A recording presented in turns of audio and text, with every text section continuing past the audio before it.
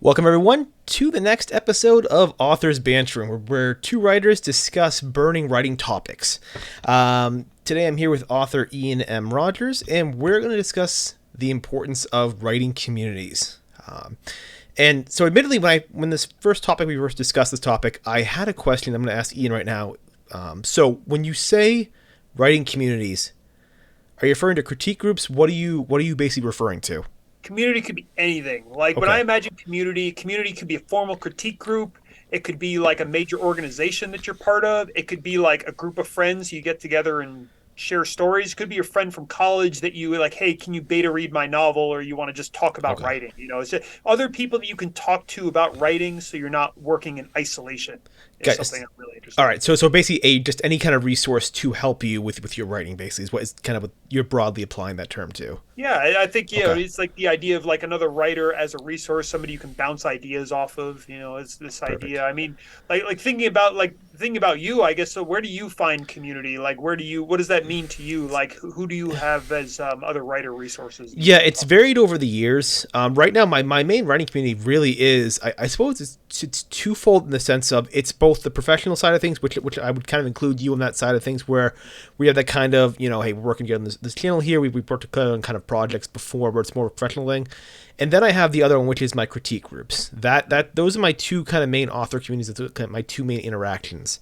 And so for you now, though, is it kind of the same thing, or do you have you found resources Me, beyond that? Because you also do teaching as well, so I'm interested to see that. So, I mean, I think about like professional contexts that I have, like just other authors I've met through whatever reason, and some people I can, talk to about writing, run ideas off of, ask for favors. They might ask me to, beta read a novel. I might ask them to beta read a novel, Yeah. trade reviews, something like that. Okay. For as far as formal critique groups go, I'm a member of two different writing groups. Hmm. I like being a member of two writing groups because each one is very different. They Yeah. both offer very different types of feedback on the same work, Yep. and they're both structured very differently too. One is much more about oral feedback. We meet over Zoom and we talk, Hmm. and the other one is very much about giving written feedback. And so they'll go into more detail, like in a Google Doc there. And Gotcha. and so for me, and they'll also focus on different things. They like different things. One group skews a little older, the other group skews younger. Okay. So Yep. I'll get different perspectives there, which is really, really interesting to me. Yes. If I want to know how my work is reaching older readers in their 40s and 50s and beyond, but then also like how it's resonating with people who are a little bit more, Yep. 20 something on the pulse, not an old 30 something like me. And so this is and so just by opening myself up to that, I'm able to look at my work in new ways. Exactly. And I will say, and you hit again a very good topic, which is when it comes to writing communities, you cannot be homogenous. Diversity is obviously viewed as a buzzword. It's extremely important when you have writing communities, though, because you're going to write works that are going to have broad appeal, even if you're not writing to a certain audience. Even if you don't have like say you don't have like an African American character, right? Having someone in a critique of that actually is though can be helpful to get their perspective, right? To get their views, and that comes with both obviously age, race, gender is a big one. I've written my first I guess novel like that I consider professional novel, right? The one I'm about to self publish that features a female, both as a young child and as an adult. I am not a female. So I don't know necessarily what some of these experiences are like. So it was very helpful for me when I had a critique group to have one where half the critique partners I have are female. It was awesome. It was excellent. And that was the advice that I've gotten on everything from, my goodness, like just, women would think this way. They may not think this way. They may not act in a certain way, to the most basic ideas. I remember one time, someone had a question basically about characters on a road trip and they have to urinate in a cup. Yeah, disgusting, I know, but that it happens to be a certain moment. It's a traumatic moment in this young child's life, and I wrote that, and then the females based in the group were like, no, like it would be like this if you were going to write it. Like they got the mechanics down for me. Basically, is what they did, and I was like, awesome. I wouldn't have known. So exactly, you wouldn't think of it. You don't think of it. When you start to write this story, you don't think of it. And all of a sudden, you get an idea, a storyline comes to you. Basically, you want to create some sort of moment that's going to have some resonance with people, and you realize the small mechanics of it you may not have full understanding. And the weakest form of writing is writing that you don't understand. It's that's where the Yes. generalizations, that's when the stereotypes, that's Yes. when the cliches come in. When you don't know your subject enough to be very specific, and so You that is a huge help with that. You make a really good point, Yeah. I think, in that going to the bathroom example specifically is that somebody who had firsthand knowledge of that thing, like what it's like for a female to Yes. go to the bathroom and urinate in a cup. It's the idea that they're giving this very technical kinds of information, which can be helpful. And that's helpful for somebody of a different gender, race, or orientation than you, Yeah. but also maybe people with different experience. Maybe somebody in your critique group is really good at working on cars, and Mhm. like you have to have like some auto mechanic knowledge in your novel. Maybe the other person can be a judge of that, and that can extend beyond your critique group as well. I remember in my first novel, I had a character who was from the suburbs of New York, and I wanted them to talk about the area in a certain kind of way. It's a very Yeah. short line of dialogue in the book, but I wanted them to talk about the place they were from and some local areas around it in a way Mhm. that felt realistic. So I talked to a friend, not somebody I knew super well, but somebody I felt comfortable asking this question, sent them these 6 lines of dialogue and say, hey, would this person talk like this? And if they were from this town, and they were like, yeah, they would. They would. And so that Yes. was really good. Just be able to have somebody to bounce that off of. Absolutely, absolutely, and that's the thing. You have to recognize as a writer that you probably don't know enough about your subject basically to do it all on your own. I call it Sergio Leone syndrome, right? And he was a famous director who produced my favorite film series of all time. He produced this 3-part series of westerns basically with the character of Clint Eastwood as the main no named character. The thing about Sergio Leone is that he's Italian. He shot the films in Spain, and he's never even been to America. Knows anything about basically the Midwest where the story takes place. It was literally an Italian trying to write a story about an American experience. It's fantastic. The way he wrote it, the way it was awesome. The film series is amazing. And it's amazing that he had never had any kind of experience at all, even going to America to see these places. He just could kind of intuit it. That's rare. Most of us do not have that capability. Most of us, when we write work and we want to be specific, we do not have the ability to know our subject that well without first-hand experience, at least in some areas. So that's where the critique loop comes in beyond just the feedback. But going into feedback now. So feedback. So I want to say one more thing on the Yeah, homogeneity go on. issue. And we talked about sort of diversity and identity, and then diversity in skills or knowledge. But I think that's also just beyond that. If you only share your writing with one critique group of 3, 4, 5 people, and all of them have certain preferences about fiction, about literature, about the way stories should be Mm-hmm. set up, I think it's really easy to get in this kind of bubble Yes. where everybody is talking about the same things and setting up their stories in the same way. And then you could show your work to somebody else and get a completely different opinion Yep. just about the way the story is functioning or not functioning, or how the story can be set up. Mm-hmm. And so for that reason, I think it's really important to have just multiple individuals you feel comfortable sharing your writing to, especially at different stages. Because again, showing something in the rough draft versus just about done, needs a proofread kind of stage, very Absolutely. very different there. Absolutely. And that's exactly right. And so when people think of this, right, so they will think of critique groups as like the main thing when it comes to writing communities, right? Which is good. I think that's where people should start. As far as communities goes, that's the best thing to do, is to look for critique groups first. I've said before, the best way to improve your writing is to get into a critique group. I think if you're a beginning writer, you're probably going to get further with that than you will on your own. If you like, Yes. 1 year of a critique group base is probably equal to probably about 2 years of writing on your own, Yes. at least, right? Because Yeah. you have people that are more skilled looking at your work constantly and offering feedback, and they can find the things that you're making mistakes on.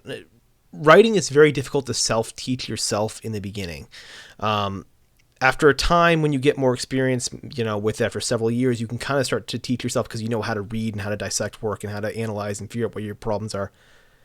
In the beginning, you don't know what you don't know. And that's what a critique group can do for you, is really go kind of point out your flaws very quickly, the areas where you're very weak, and you get a chance to look and critique other people's writing that's better than you, and you get to improve so much and so quickly.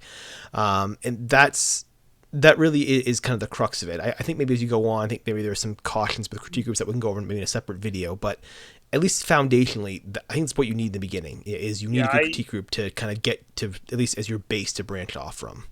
I agree with that 100%. I think for most writers who are just starting out in most kind of situations, they can work up to a certain point on their own, but after that, they're really going to be needing feedback, needing to know the things that they're missing. And I think that just in terms of a quick, easy way to do that, especially if you don't have, old college friends or old writing friends, Mhm. or, or a more seasoned mentor to do that. I think just finding critique group is a great, easy way to get that feedback that you Absolutely. need. And I do stress the word need there, Yeah, because every writer needs to get better, and you don't get better without criticism and constructive feedback. you're right, and that's kind of the thing that maybe kind of sucks too. Is that because I've always said that writing is great because you can do it by yourself. You don't need a partner. Like it's your own creation, but you kind of do. I think, especially in the beginning, I think you sort of need someone else. Like it's to do this all on your own is, man, that's gotta be so. I'd be hard pressed to find people that can be successful doing it on their own. Again, there's always an exception, maybe. I I think that if somebody were to write a complete novel, start to finish, Mhm. and then publish it on their own, I think that the chances of them missing something, either something very small or many, Yeah, many big things, are just so, so high, and exactly. other readers will catch these things. They Yeah. really, really will. And I think it's especially readers who, know more about books, know more about writing, they're going to Hmm. be able to catch things and maybe point them out to you Right. in the way that is going to be helpful and useful, as opposed to the person who reads the book and say, "Yep, it was great," and it's not that helpful. Exactly. Um, but yeah, so much can be caught by those other readers, just things that fall into our blind spots. Yeah, and a good argument for those that maybe are still kind of maybe on the fence about like joining writing communities and being more active with groups is pick up any novel, any published novel, pick it up and look in the back and look at the acknowledgement section. Right? You ever see an author that acknowledges nobody? Right? You don't. Yeah, Everybody, the most yeah, successful authors all have acknowledgments, and they have a huge list of people. And yes, some of it's professional, some of it's their agents and their the publisher. But you start looking at editors, friends, critique groups, just people that took their time to help them out and research. I yes. mean, I like yeah, reading acknowledgments when the writer tells what the person did to help. yes, Can be really, really interesting to me. For this person's extensive knowledge of blah, blah, blah, I think hmm, insert name here. The bingo. idea that you can make those connections is really interesting. It helps you see how the sausage is made a little bit. Yep, exactly. Yeah, it's important. I think it's important to recognize it. It's important to understand that, and it's more so as well to just be involved. Like there's an element of Yeah. of being involved, and say it's not a critique group. Say you find a local library where there's where maybe like one night a month basically they have like writers come in, they just do like a round table thing where they sit down and talk. Right? Me and you, I think we met through that. Right? Didn't we? Is that we met or something like that? We met through the New Hampshire Writers Project, which is a Exactly. large organization of writers where, Yeah. we met at Books a Million once a month, Yeah. Exactly. Yeah. And So it it's was we it will. was a good way to Yep. just meet other writers. Hmm. A few projects stem from that. I got some good ideas from that, practical and just creative ideas as well. I still keep in touch with Hmm. people from that writing group, and it was a really, really good step for me to join it, especially when I had arrived in a new place after some time away. Exactly, and that's in what we just talked about right there. It wasn't a critique group; it was just authors getting together basically, and it's important to do that to also reinforce the seriousness of what you're doing. When you Yes. write on your own, I think there's an element too of like this is just a hobby. I don't really care. You can sort of dabble. When it's you're meeting monthly, right? And oh, next week I got to meet someone, right? We're going to talk about our writing. Okay, like it reinforces the mindset that you need to treat this more seriously as a professional because you don't want to go there and when someone says, "Hey, what are you working on?" You say, "I didn't do anything." It's embarrassing to a degree to say that, but it's also it seems unprofessional, right? So it reinforces the seriousness of what you're doing, the professionalism that's required, and it just generally makes you, I think, gives you a sense that I am a writer, right? That when that doubt comes in that I'm not a real writer, you can think to yourself, well, I go to these things, I go to these critique groups, I go to these meetups. Here, I'm going through at least the motions of what a writer would do, and I'm sitting down at the page and writing. Well, I guess on paper I'm doing the things, and it feels really stupid to say that out loud right now. But when you go through those moments of doubt, you cling to anything. You will cling to any sort of anchor point to reinforce the idea that no, you actually are a writer, and it can be something as much as just being involved. And even having those writers where you do have those moments of like, I'm not a real writer, to just call someone or email someone and be like, hey, I'm going through this really tough thing right now with this project. I think it's terrible. I think it's awful. To have them just say, no, like let's grab a coffee. We're going to talk about this. Like it's almost like a therapy session. Support, But so many writers go through it. emotional I've gone through writer it. support, and I Yeah. think that writing can be, especially when you've experienced setback Hmm. or failure or rejection, which all of us have. I think that having other writers that you trust and you can send a text to, call up, email when you're in that kind of position Hmm. and talk about what happened, how it went, how you want to proceed, what you want to do, you could do differently next time.